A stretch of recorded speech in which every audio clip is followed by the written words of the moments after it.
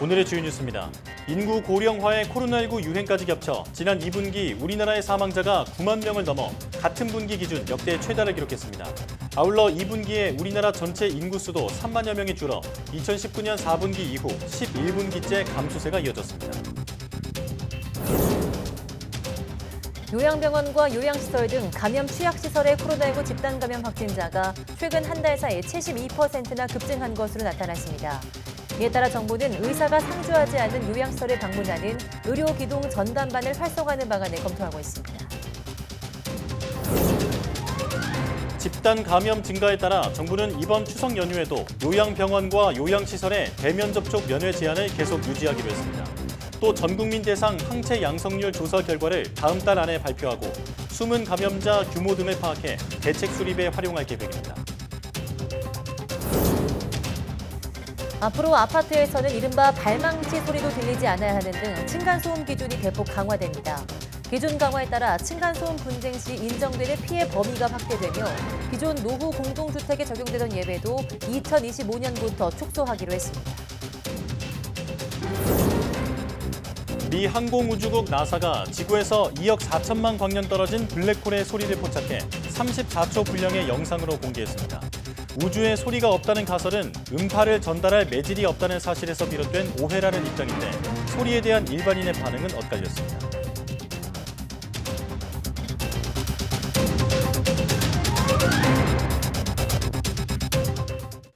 여러분 안녕하십니까? 사이언스 투데이 시작합니다. 코로나19 영향으로 지난 2분기 사망자가 역대 최다를 기록하면서 인구 감소세가 11분기째 이어졌습니다.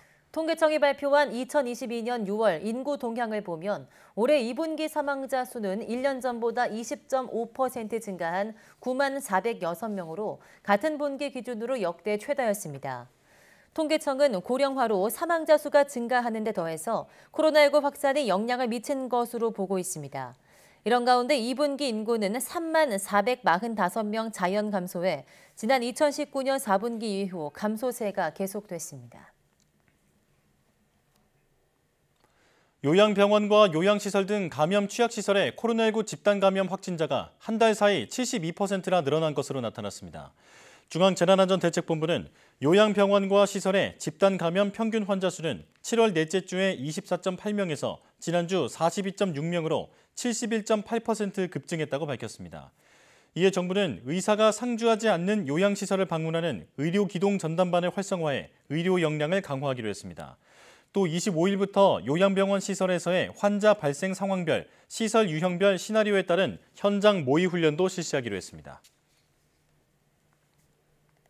한덕수 국무총리는 코로나19 중대본 회의를 주재한 자리에서 요양병원의 대면 접촉 면회 제한을 추석 연휴 기간에도 유지하겠다고 밝혔습니다. 네, 위기 상황 대응을 위한 시설별 현장 모의 훈련도 강화할 것이라고 말했는데요. 한덕수 총리의 중대본 모두 발언 내용 직접 들어보겠습니다. 요양병원과 요양시설 등의 관리에 한층 더 집중하겠습니다. 어르신들의 감염 예방을 위한 대면 접촉 면회 제한을 추석 연휴 기간에도 계속 유지하겠습니다. 매우 안타까운 조치이지만 어르신들의 건강을 위해 불가피한 점이 있음을 이해해 주시기 바랍니다. 또한 신속하고 체계적인 위기 상황 대응을 위해 시설별로 시나리오에 기반한 현장 모의 훈련을 집중 실시하겠습니다. 코로나19 확진자 규모가 감소세로 바뀌더라도 위중증과 사망자는 한두 주 더 증가할 것으로 보입니다. 정부는 오미크론 변이에 맞게 개량된 백신의 도입과 접종 계획을 다음 주 발표할 계획입니다. 김평정 기자입니다. 코로나19 위중증 환자와 사망자는 지난달부터 상승 곡선을 그렸습니다. 위중증 환자는 이달 둘째 주부터 2주 연속 400명을 넘었고 사망자는 이달 들어 가파르게 오르더니 지난주에 400명대로 올랐습니다. 확진자 규모가 지금 정점을 지나고 있는 만큼 시차를 두고 따라가는 위중증과 사망은 앞으로 2, 3주 더 증가할 전망입니다. 다음 달 초 위중증 환자는 최대 900명, 사망자는 하루 최대 140명까지 나올 것으로 예상되는데 피해 규모를 줄이기 위해 방역당국은 고위험군의 먹는 치료제 처방을 늘리는 데 집중하고 있습니다. 지난주 60세 이상 환자의 먹는 치료제 처방률은 20.8%에 머물렀는데 치료제 처방률을 높이고 처방 기관과 약국도 계속 늘릴 계획입니다. 이와 함께 정부는 오미크론 변이에 맞게 개량된 백신이 곧 국내 도입될 거라고 밝혔습니다.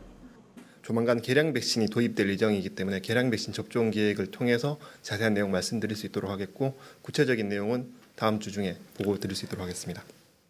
전문가들은 중증화 가능성이 상대적으로 큰 50대 이상 기존 4차 접종 대상자에 먼저 적용하는 것이 더 효과적이라고 보고 있습니다.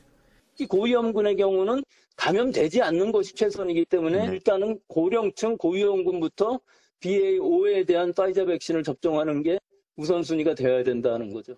다만 현재 지배종인 BA.5에 맞게 개량된 백신은 조금 늦게 개발돼 국내에는 초기 오미크론 BA.1을 토대로 개량된 백신이 먼저 들어올 전망입니다. YTN 김평정입니다. 앞으로 의료용 마약류인 주의력 결핍 과잉 행동장애 치료제는 만 6세 이상의 환자에게만 사용해야 합니다. 식품의약품안전처는 의료용 마약류 ADHD 치료제 1종과 진해제 3종의 적정한 처방과 투약을 위한 안전 사용 기준을 마련해 일선 의료 현장에 배포했다고 밝혔습니다. 기준에 따르면 메틸페니데이트 성분의 향정신성 의약품 ADHD 치료제는 만 6세 이상이면서 의학적 진단 기준에 따라 ADHD로 진단받은 환자에게만 써야 합니다. 1회 처방할 때 3개월 이내로 처방하고 3개월 이상 장기 투여가 필요한 경우 정기적으로 환자 상태를 재평가한 후 처방하게 돼 있습니다. 수도권 집중호우 피해와 관련해 환경부가 도림천 지하방수로와 강남역, 광화문 대심도, 빗물터널 등 3곳의 예비타당성 조사를 면제하고 해당 사업을 단계적으로 전국적으로 확산하겠다고 밝혔습니다. 환경부는 이를 위해서 현재 연 1,000억 원 수준의 하수도 개량 예산을 2023년까지 49% 증액하고 연 3,500억 원 수준의 국가하천 정비 예산도 내년 43% 증액 편성해 지방 취약지구에 우선 투자할 예정입니다. 또 집중호우 발생 시 인명피해 방지를 위해서 도림천 유역에 인공지능 홍수 예보 체계가 구축되고 취약계층을 위한 대피로 설정 등 대응 체계가 마련됩니다. 환경부는 이 같은 내용의 도심 침수 및 하천 홍수 방지 대책을 발표하고 도심 침수 대응 기획단을 출범했습니다. 미국 텍사스주에 24시간 동안 집중호우가 쏟아지며 도로가 유실되고 주택과 건물이 물에 잠겼습니다. 네, 피해가 심한 댈러스 인근 23개 카운티는 재난지역이 선포됐습니다. 김선희 기자입니다. 집 앞에 주차된 차량이 쏟아지는 폭우에 금방이라도 떠내려갈 듯 위태롭습니다.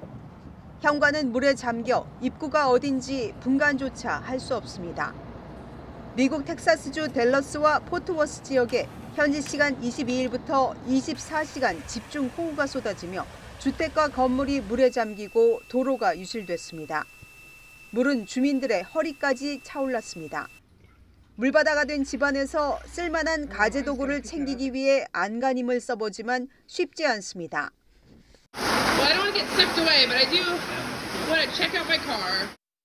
도로 곳곳에는 운전자가 버리고 간 차들이 위태롭게 방치돼 있습니다. 차량이 물에 잠기고 교통신호가 끊기고 비행기가 지연되며 혼란이 이어졌습니다. 텍사스 주지사는 댈러스 인근 23개 카운티를 재난지역으로 선포했습니다. I've heard this called a once in a thousand year weather event. And we also know, as the governor mentioned, that this was the first time in 90 years that we've had this much rain in a 24-hour period. 댈러스 지역 신문들은 짧은 시간 물폭탄이 쏟아지며 하수관이 감당하지 못해 침수가 일어났다고 보도했습니다. 기상청은 이번 주 남은 기간 미국 남부 전역에 더 많은 비가 내릴 것으로 예보해 추가 피해가 우려되고 있습니다. YTN 김선희입니다. 유럽에서 기후위기로 극심한 가뭄이 덮친 지역이 3분의 2에 달해서 500년 만에 최악일 것이라는 진단이 나왔습니다. 영국 BBC 방송은 유럽 집행위원회 산하 연구 조직인 세계 가뭄 관측은 현지 시간 23일 보고서를 통해 올해 초부터 유럽 수많은 지역에 가뭄이 발생해 계속 악화해왔다며 이같이 분석했습니다. 보고서는 8월 10일 현재 유럽 가뭄 상태는 47%가 경고, 17%가 경계에 해당한다고 평가했습니다. 이어 이번 가뭄이 앞으로도 유럽 남부 일부 지역에서 몇 달간 이어질 가능성이 있다고 경고했습니다. 특히 유럽 지중해 지역에서는 현재 상황이 최소 올해 11월까지 이어질 가능성이 있다고 우려했습니다.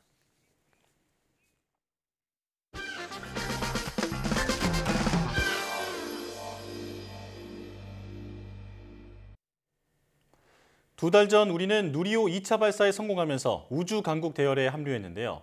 이러한 개가는 결코 우연히 얻어진 게 아닙니다.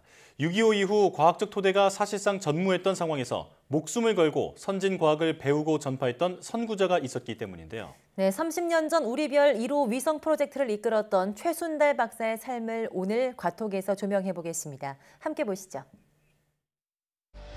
이번 주 핫 이슈. 지난 1일 부산에서 열린 국제천문연맹 총회. 전 세계 83개국 1,800여 명의 천문학자들이 참석했는데요. 연맹은 언론 브리핑에서 외계 행성 이름 짓기 공모전 내용을 발표했습니다.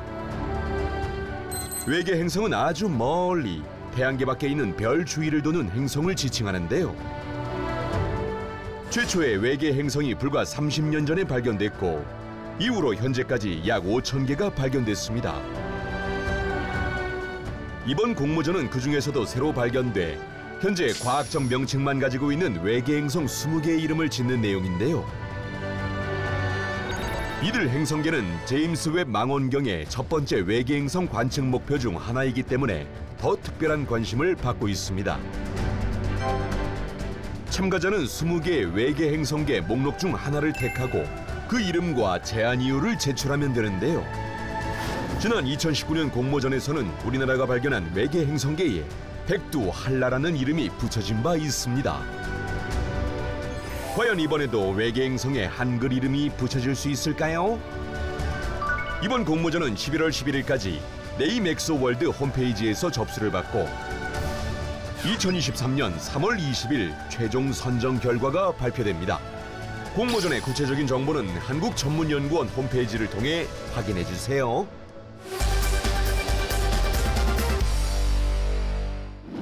(1992년 8월 11일) 프랑스령 기아나 우주센터.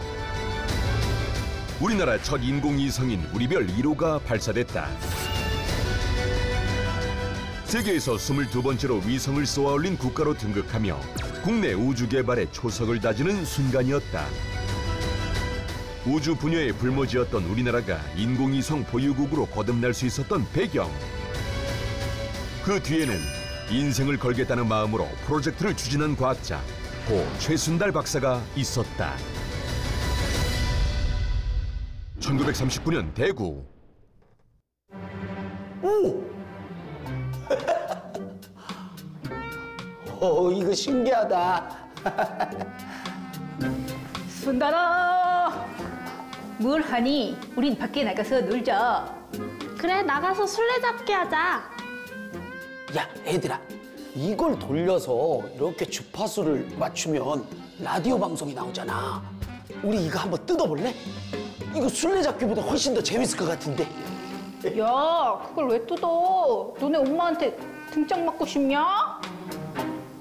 야, 쟤 이상해. 우리끼리 놀자. 그래.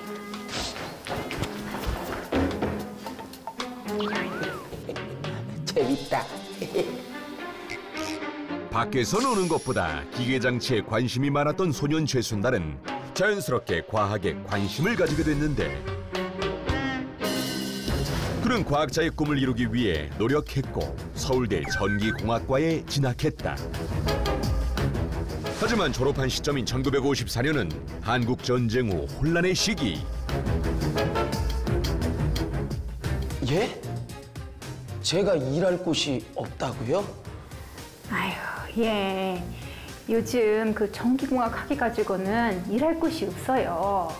그 전쟁 나서 건물 다 무너지고 했는데 뭐 기계 뭐 만지고 뭐 만들고 그럴 환경이 아니잖아요. 아니, 그래도 뭐 제가 일할 수 있을 만한 곳이 하나는 없을까요? 그 대학 졸업하셨잖아요. 예. 아, 그러면은 그 중학교 2급 교사 자격증을 주는데 그 야간 학교 강의라도 해보시렵니까? 야간 학교요? 결국 그는 당시 최소 생활비를 벌 수 있었던 야간학교 교사 일을 하며 생계를 유지해야 했다. 안 되겠어. 한국에선 도저히 살 방도가 없어. 그래, 미국으로 가는 거야.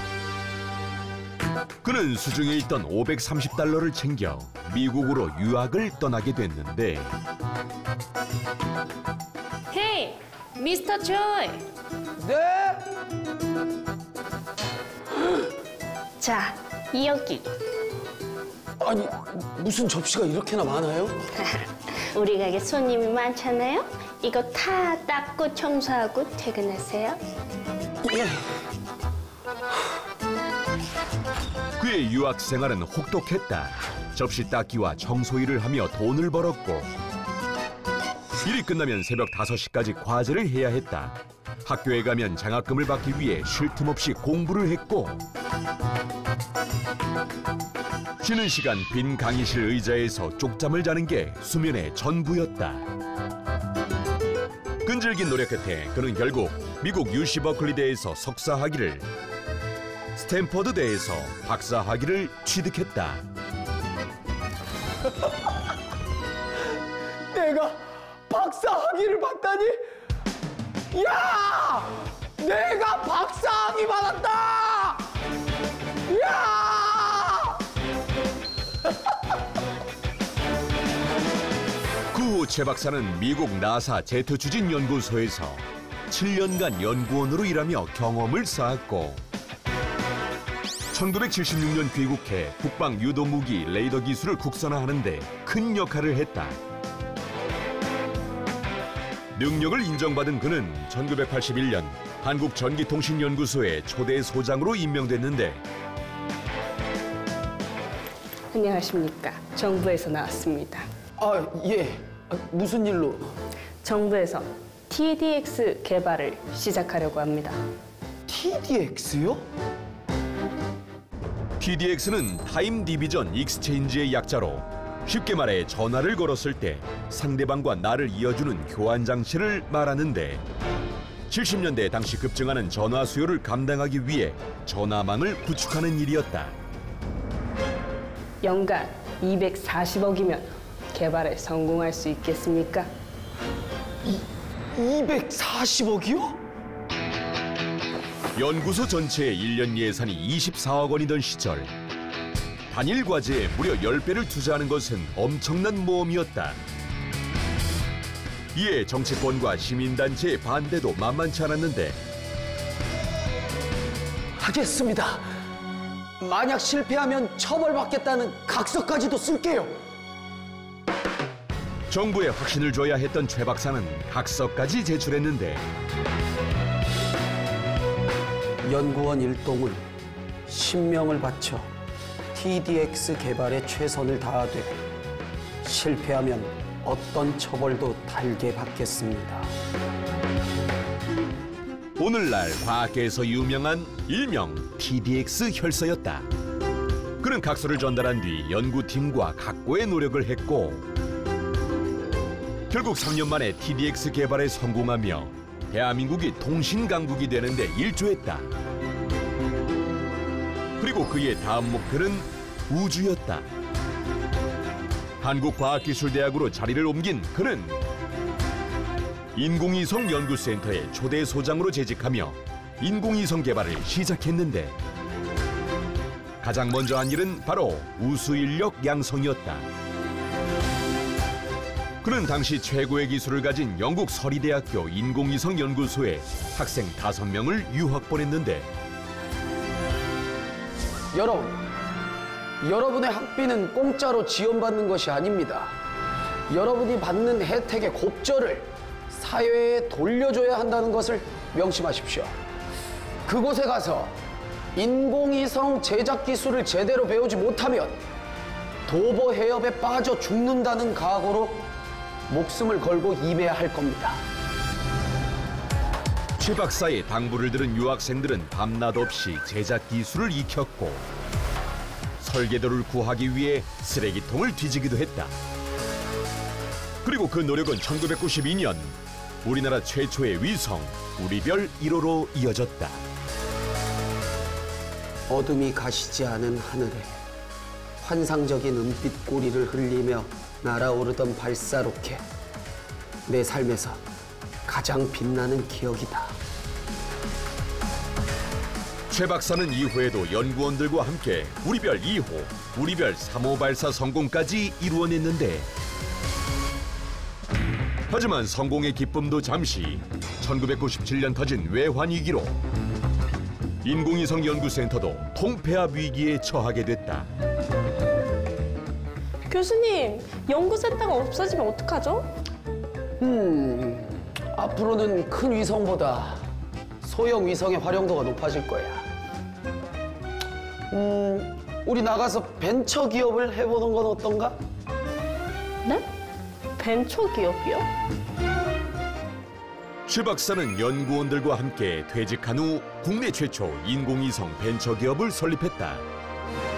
많은 이들의 우려와 달리 우리별 위성의 우수성을 알고 있던 다른 나라들은 최 박사 기업의 인공위성 제작을 의뢰했고, 말레이시아와 200억 원 규모의 계약을 맺는 한편 싱가포르, 터키, 아랍에미리트, 스페인 등에 잇따라 인공위성을 수출하며 지금까지 세계 3대 소형위성 제작업체로 이름을 올리고 있다.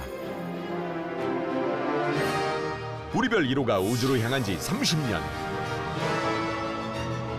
그 사이 우리나라는 인공위성을 자체적으로 쏘아올릴 수 있는 발사체 개발에 성공했고, 세계적인 인공위성 강국이 되었으며 달 궤도를 도는 탐사선을 보냈다. 그리고 그 배경에는 늘 새로운 도전을 시도하며 대한민국 과학기술의 역사를 만들어간 과학자 최순달 박사가 있었다.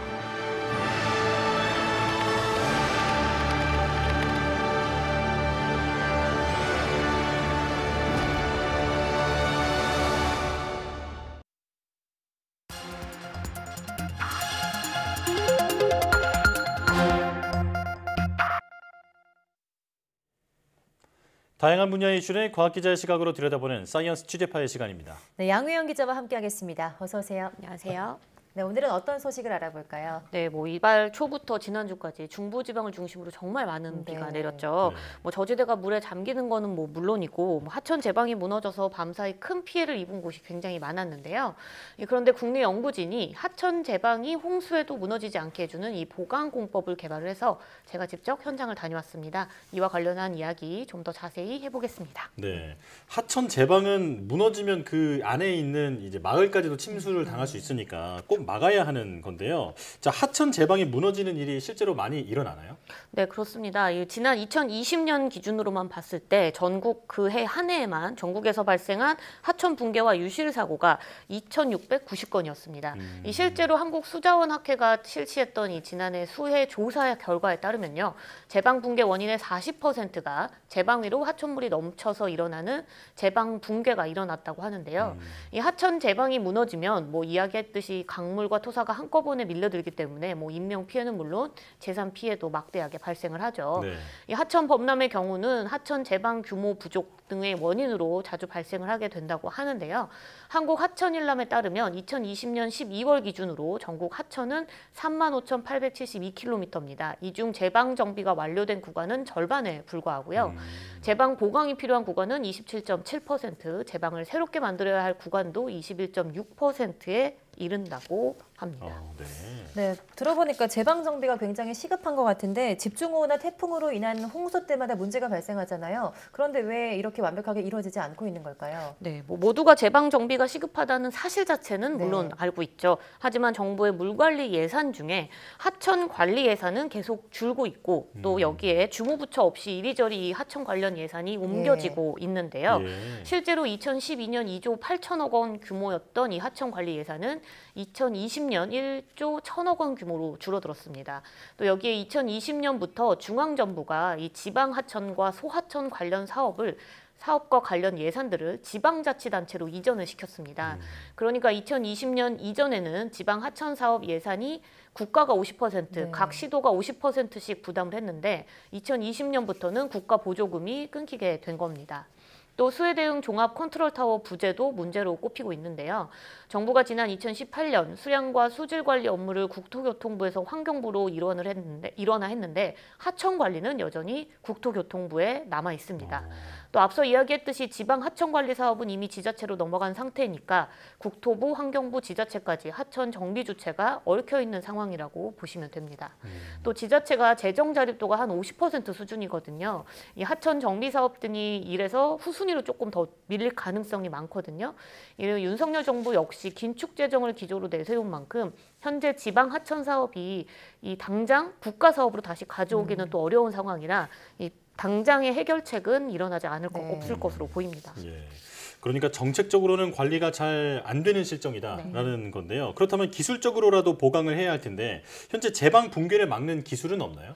우선은 하천 범람으로 인한 제방 붕괴를 막는 기술은 뭐 지금까지는 없었습니다. 이 제방의 높이를 설계를 할 때 기준으로 잡는 게 홍수량이거든요. 근데 이 홍수량이 현재는 80년 만에 한 번 발생할 수준의 홍수를 견디는 높이로 설계를 하고 있습니다. 그런데 올해 폭우는 100년 만에 온 폭우잖아요. 이런 100년 만에 오는 폭우가 온다. 그럼 지금의 제방 높이로는 하천의 범람은 아예 막을 수 없게 되는 거겠죠. 문제는 앞으로 기후변화로 인해서 여름 강수량 자체가 늘어나는 것은 물론이고 집중호우 역시 늘고 있는 상황이기 때문에 제방을 튼튼하게 만들어야 하는 어떤 기술이 필요한 상황입니다. 현재 하천 정비 사업에 주로 쓰이는 보강 기술이 콘크리트 블록이라는 거를 사용하는 방법인데요. 이 콘크리트 블록을 제방 아래에부터 넣으면 제방이 좀 더 단단해지지만 제방을 다시 쌓아야 해서 건설 비용이 더 많이 들게 될 수 있고요. 콘크리트 블록을 만약에 겉면에만 설치를 하게 되면 물이 잘 통과하지 못하게 되기 때문에 제방을 기준으로 하천 양쪽의 생태계가 달라지거나 또 콘크리트 블록 자체에서 나오는 독성 물질 때문에 하천 생태계에 비환경적이다, 환경적이지 않다 이런 비판도 나오고 있습니다. 게다가 기존 제방 보강 기술은 이 하천 구간에서 흐르는 강한 물 흐름에만 대응을 하는 것이고 제방 위로 물이 넘쳤을 때 붕괴되는 것을 고려하고 있지는 않다고 합니다. 네, 그러니까 지금 이런 상황에서 국내 연구진이 이제 100년에 한 번 올까 말까 홍수의 양도 막을 수 있는 친환경 제방 보강 기술을 개발했다는 건데요. 어떤 기술인지 다시 한번 설명 부탁드립니다. 네, 이 건설기술연구원이 개발한 친환경 제방 보강 기술입니다. 이 식물에서 추출한 바이오 폴리머를 골재와 섞어서 제방 표면에 바르는 아주 간단한 방식인데요. 이 바이오 폴리머가 접착제 역할을 하고 있기 때문에 제방이 단단해지는 거고요. 이 콘크리트 제방이 한 80% 수준의 집안 강도를 보여서 이 높은 수압과 빠른 유속에도 제방 흙 유실이 거의 없다고 합니다. 이 제작 공정 또한 굉장히 간단한데 현장에서 바이오 폴리머와 골재를 섞어서 기존 제방에 보강하는 방식으로 반나절이면 시공이 모두 끝난다고 합니다. 경제적 장점도 있는데 기존 보강 공법 대비 건설 비용은 30%, 또 유지 관리 비용은 70%까지 줄일 수 있다고 하는데요. 연구진의 설명 직접 들어보겠습니다. 바이오폴리머라고 하는 것은 일반적으로 미생물이라든지 유기물로부터 추출한 중합체로 보시면 됩니다. 이 통칭인데요. 이것을 일반 골재와 붙여서 아주 단단하게 만드는 거죠. 단연간의 연구를 통해서 이것이 일정 정도의 건설 소재로 활용이 가능하다는 것을 저희가 판단을 했고요. 그 다음에 저희가 사용하는 이런 바이오폴리머가 환경과 인체에 어떤 악영향을 미치는 이런 유해 물질이 용출이 되지를 않습니다. 그래서 환경적이라고 이제 친환경이라고 볼 수가 있습니다.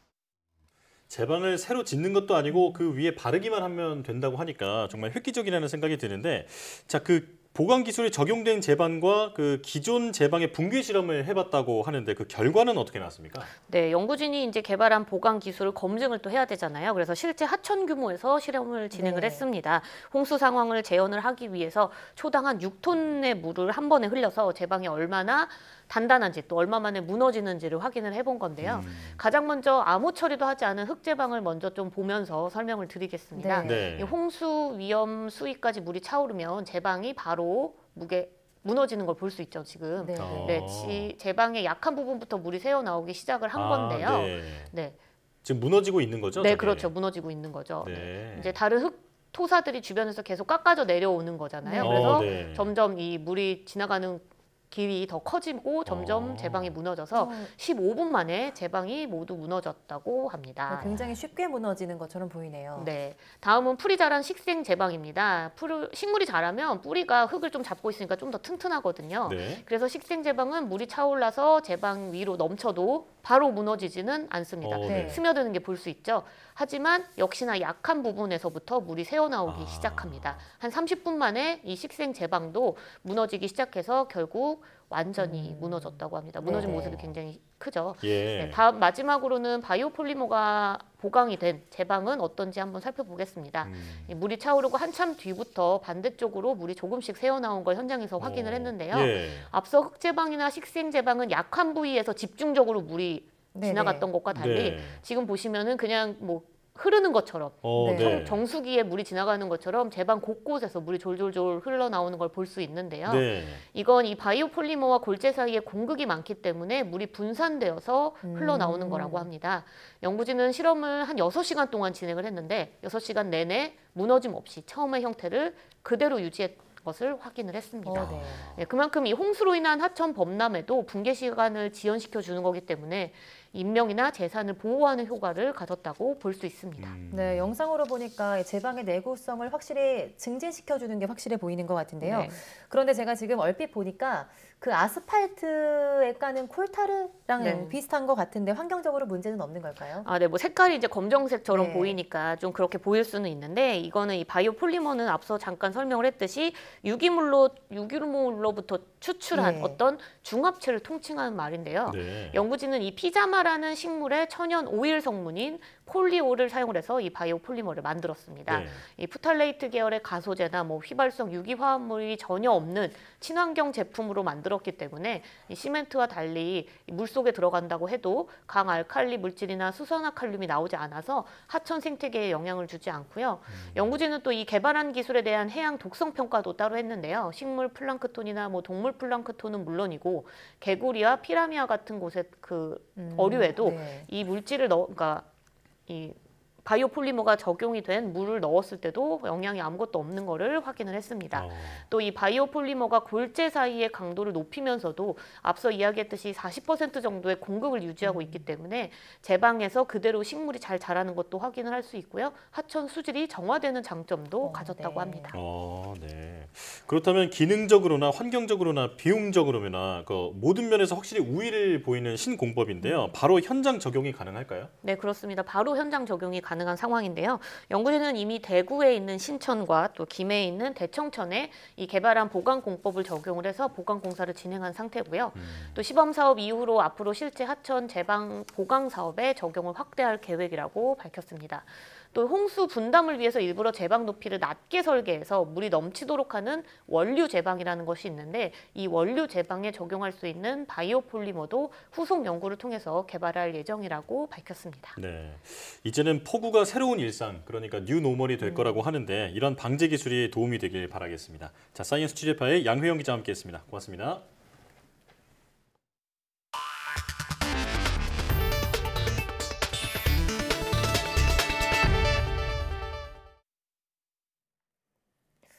유전자를 공유한 쌍둥이가 아니라도 얼굴이 흡사하면 유전적으로 비슷하다는 흥미로운 연구 결과가 나왔습니다. 스페인 호세 카레라스 백혈병 연구소의 마넬 에스텔레르 박사가 이끄는 연구팀은 유전적으로 관련이 없지만 얼굴이 닮은 사람들의 유전자를 분석해 얻은 결과를 생물학 저널 셀 리포트에 발표했습니다. 연구팀은 1999년부터 비슷한 얼굴을 가진 사람들의 사진을 모아온 캐나다 사진작가 프랑스와 브리눌레부터 32쌍의 닮은 꼴 사진을 구한 뒤 마이크로소프트 등 3개의 서로 다른 안면 인식 알고리즘을 활용해 이들의 닮은 꼴 여부를 과학적으로 평가한 끝에 이 같은 결과를 얻어냈습니다. 미 항공우주국 나사는 현지 시간 22일 트위터에 지구에서 약 2억 4천만 광년 떨어진 페르세우스 은하단의 중심에 있는 블랙홀 음향을 담은 34초 분량의 영상을 올렸습니다. 나사는 앞서 5월 유튜브에 같은 영상을 올렸는데 당시 설명에서 우주에 소리가 없다는 세간의 오해는 우주 대부분이 기본적으로 진공이고 음파를 전달할 매질이 없다는 사실에서 비롯됐다고 밝혔습니다. 나사가 공개한 블랙홀 소리에 대해서는 아름답다, 지옥의 소리다 등 엇갈린 반응이 나왔는데요. 어떤 소리인지 들어보시죠.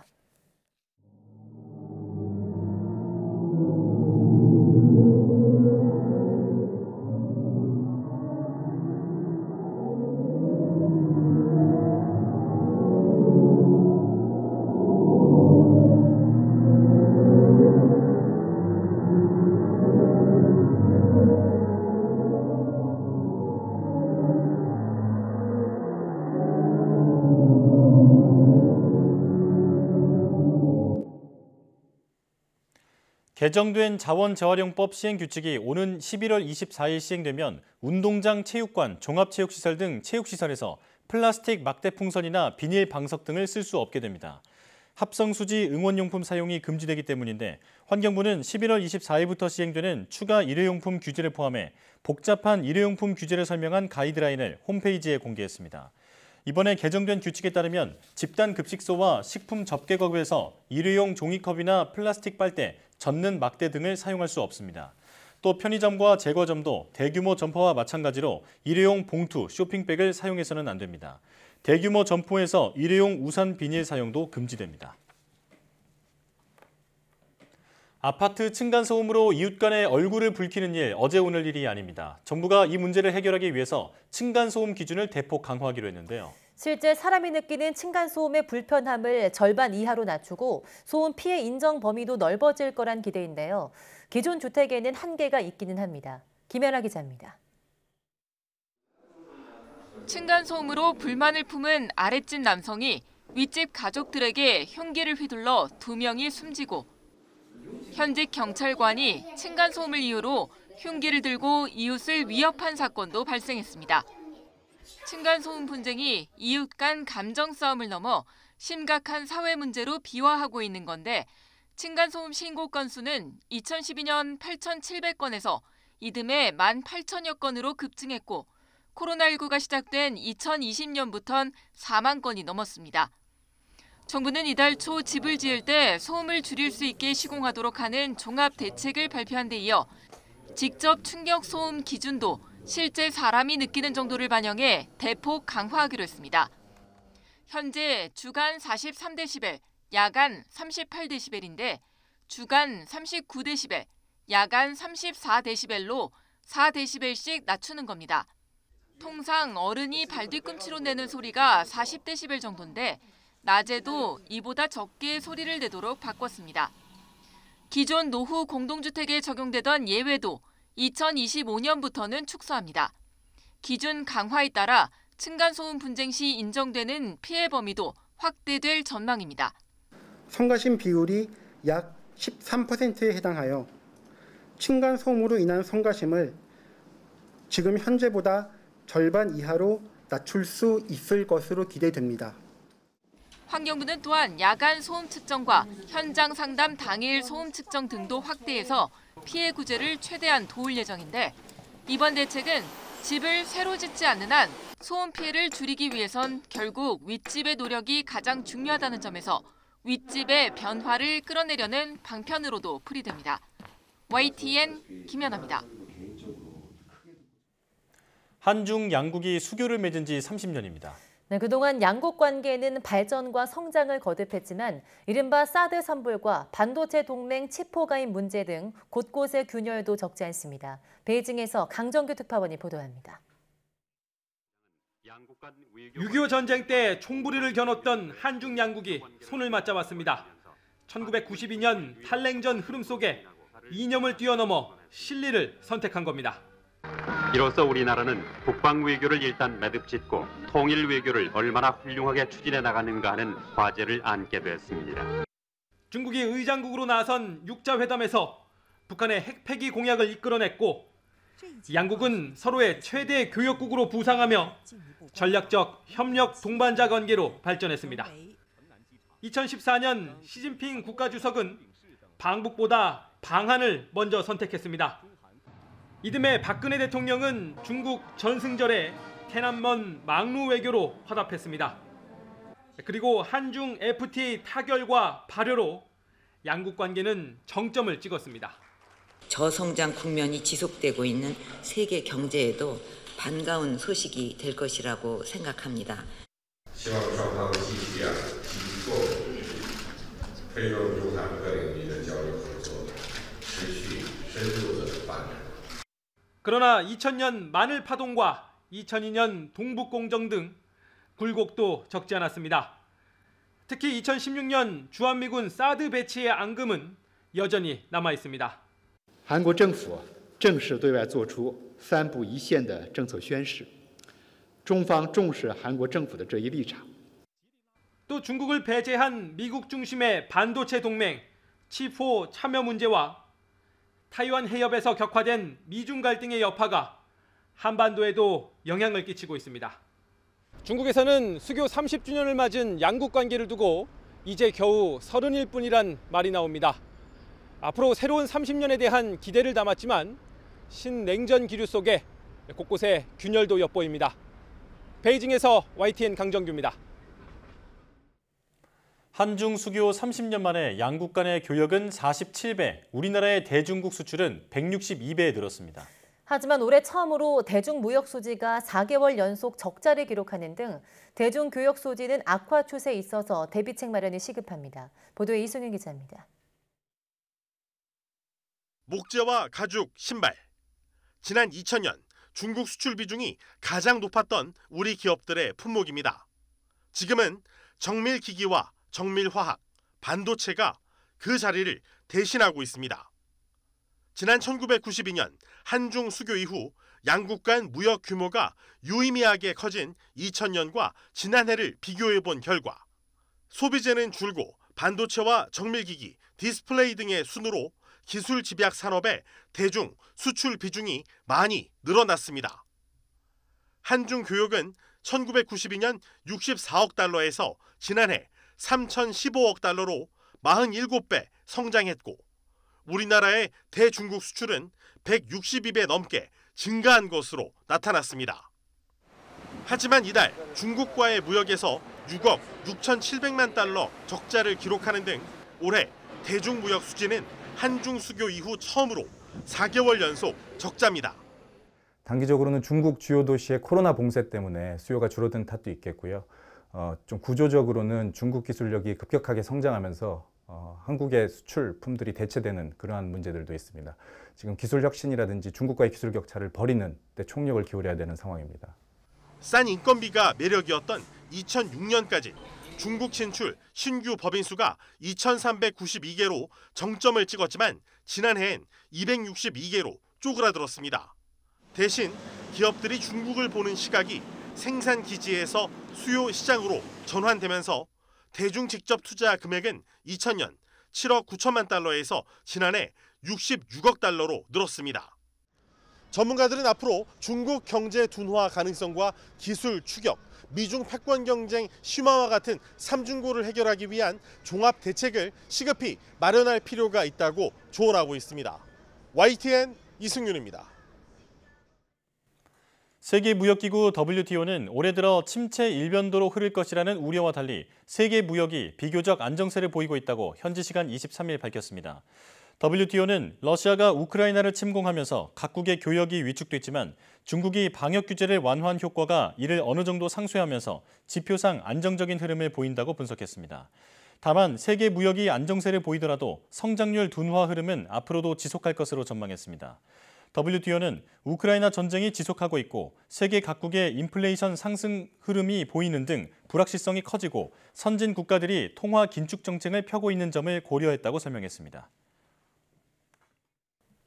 소비자 물가에 영향을 미치는 기대 인플레이션율이 8개월 만에 하락했습니다. 하지만 환율 급등이 고물가를 더 자극할 우려가 커지면서 이번 달에도 기준금리 인상은 불가피해 보입니다. 보도에 강혜경 기자입니다. 소비자들이 예상하는 물가 상승률인 기대 인플레이션율이 올해 들어 처음으로 하락했습니다. 4.3%로 여전히 높은 수준이긴 하지만 물가 상승이 정점에 다다랐다는 기대 심리가 반영되면서 전달보다 낮아진 겁니다. 문제는 원달러 환율입니다. 주요국 긴축과 경기 침체 우려 속 1,400원을 돌파할 거란 관측마저 나옵니다. 미국 금리가 우리나라 금리뿐만 아니라 전 세계 각국 금리에 비해서 굉장히 빠르게 올라갈 가능성이 있기 때문에 환율이 상승하는 압력이 상당히 있을 것이다. 환율이 오르면 수입 물가가 올라가고 소비자 물가를 자극하게 됩니다. 이미 지난달 기준 수입 물가 지수는 1년 전보다 27.9%나 상승했습니다. 이 같은 지표는 이번 주 한국은행 금융통화위원회의 기준금리 결정에 영향을 미칠 전망입니다. 최근 물가 상황을 고려할 때 최소 0.25%포인트 기준금리 인상은 불가피해 보입니다. 한국과 미국의 기준금리 역전도 부담입니다. 현재 한국은 2.25%, 미국은 2.5%입니다. 국내 경제 여건과 가계부채가 상당히 어려운 국면에 있기 때문에 지나치게 큰 충격을 주지는 않아야 한다라는 이러한 우려 때문에 0.25%의 선택을 할 가능성이 높다고 볼 수가 있죠. 물가를 잡는 게 우선이긴 하지만 이딴 금리 인상으로 투자와 소비를 위축시킬 수 있다는 점은 우려되는 부분입니다. 또 금리 인상으로 모든 문제를 해결할 수는 없는 만큼 고환율에서 고물가, 고금리로 이어지는 악순환을 시급히 끊어내야 한다는 목소리가 나옵니다. YTN 강희경입니다.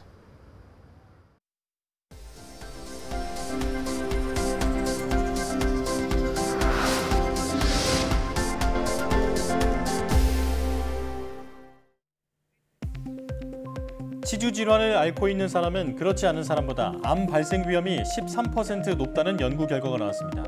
연세암병원 연구팀은 치주질환 환자 5만 명과 치주질환이 없는 66만 명의 10년간 암 발생률을 분석한 결과 치주질환을 앓고 있는 그룹은 치주질환이 없는 그룹보다 모든 암을 통틀어 발생 위험도가 13% 높았다고 밝혔습니다.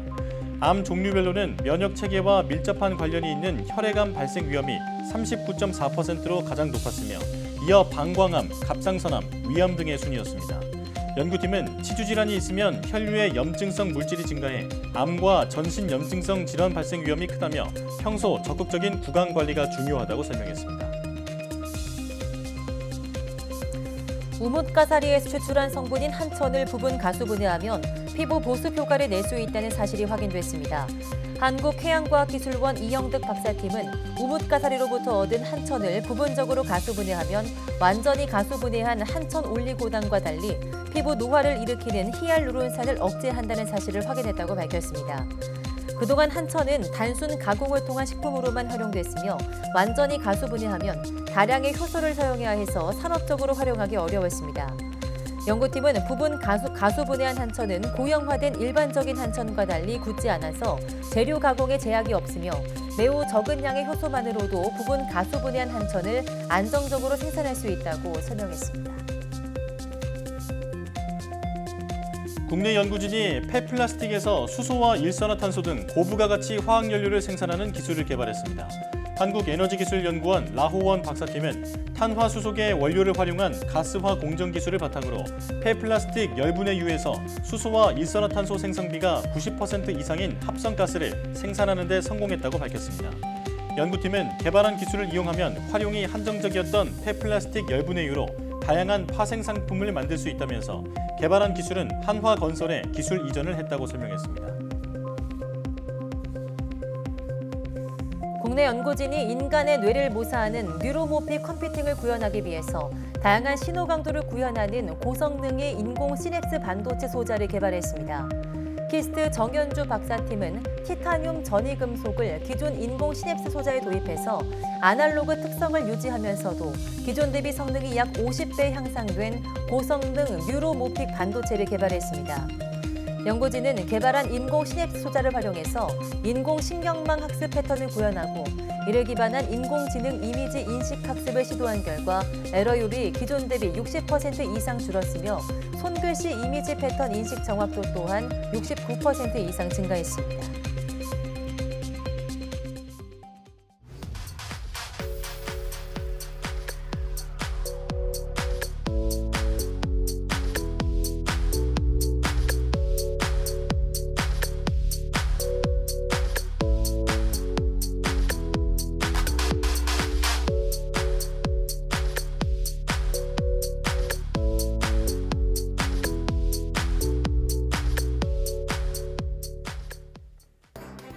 앞서 전해드린 것처럼 정부가 아파트 층간소음 기준을 대폭 강화하고 앞으로 새로 짓는 집에 대해 층간소음을 줄이도록 하는 대책을 내놨지만 기존 주택에는 적용되지 않는 등 근본적인 해결책은 될 수 없다는 지적이 나옵니다.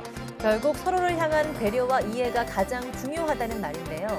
집이 가장 편안한 공간이 될 수 있게 조금 불편하더라도 이웃을 위해서 소음을 줄이려는 노력을 기울여야겠습니다. 사이언스 투데이 마칩니다. 함께해 주신 여러분 고맙습니다.